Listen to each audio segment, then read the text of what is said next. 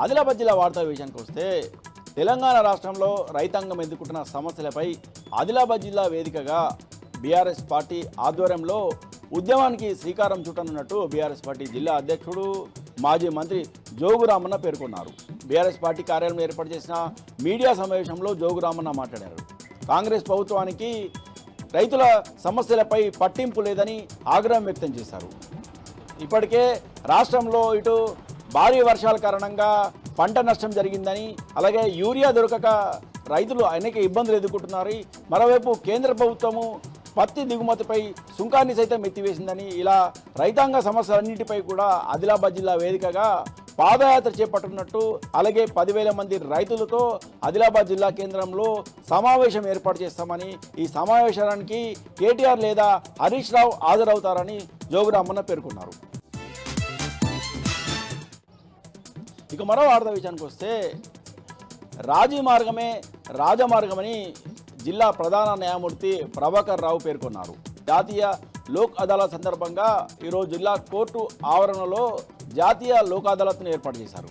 ఈ సందర్భంగా దాదాపు 2,000 కేసులను పరిష్కరించినట్టు జిల్లా అధికారులు పేర్కొన్నారు. ఈ సందర్భంగా జిల్లా ప్రధాన న్యాయమూర్తి ప్రభాకర్ రావు మాట్లాడుతూ కేసుల సత్వర పరిష్కారానికి లోక్ అదాలత్ ఎంతో ఉపయోగపడుతుందని, ఈ లోక్ అదాలత్లో బ్యాంకులకు సంబంధించిన కేసులతో పాటు కుటుంబ తగాదాలు, అలాగే బీమాకు సంబంధించిన కేసులను సత్వర పరిష్కారానికి చర్యలు తీసుకోవడం జరుగుతుందని, కక్షిదారులు ఈ అవకాశాన్ని ఉపయోగించుకోవాలని న్యాయమూర్తి సందర్భంగా పిలుపునిచ్చారు.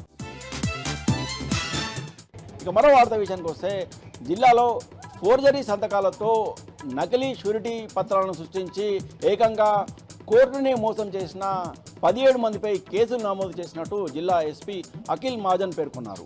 తలమడుగు మండలంలోని ఓ గ్రామ కార్యదర్శి ఇచ్చిన ఫిర్యాదు మేరకు తాము సమగ్రంగా విచారణ జరిపి చట్టపరంగా కేసులు నమోదు చేసినట్టు జిల్లా ఎస్పీ పేర్కొన్నారు.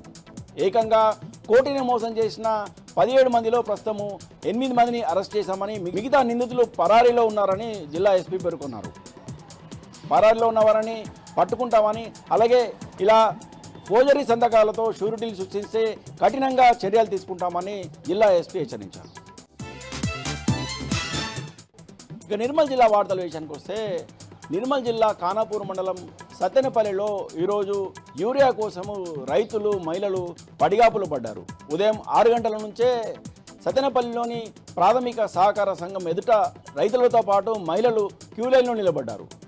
ఉదయం 5 గంటలకే తాము యూరియా కోసము ప్రాథమిక సహకార సంఘం ఎదుట బారులు తీరి నిల్చున్నామని, అయినప్పటికీ కూడా తమకు యూరియా దొరకడం లేదని రైతులు ఆవేదన వ్యక్తం చేశారు. ఈ సందర్భంగా ఓ మహిళా రైతు మాట్లాడుతూ తాము ఉదయం 5 గంటలకే కనీసము ముఖం కడగకుండానే, టీ తాగకుండా, కనీసం టిఫిన్ చేయకుండా తాము గత 5 గంటల నుంచి కూడా ఈ ప్రాథమిక సహకార సంఘం ఎదుట బారులు తీరి నిల్చున్న యూరియా మాత్రం దొరకడం లేదని, కాంగ్రెస్ ప్రభుత్వ పాలనలో రైతులు అష్ట కష్టాలు పడుతున్నారని, పాలన చేత కాకపోతే పక్కకు తప్పుకోవాలని మహిళా రైతు ఆగ్రహంగా కాంగ్రెస్ ప్రభుత్వంపై ఆగ్రహం వ్యక్తం చేసింది. ఇప్పటికైనా ప్రభుత్వం స్పందించి యూరియాను అందుబాటులో ఉంచాలని, ప్రతి ఒక్కరు కూడా యూరియా దొరికే వరకు చర్యలు చేపట్టాలని డిమాండ్ చేశారు.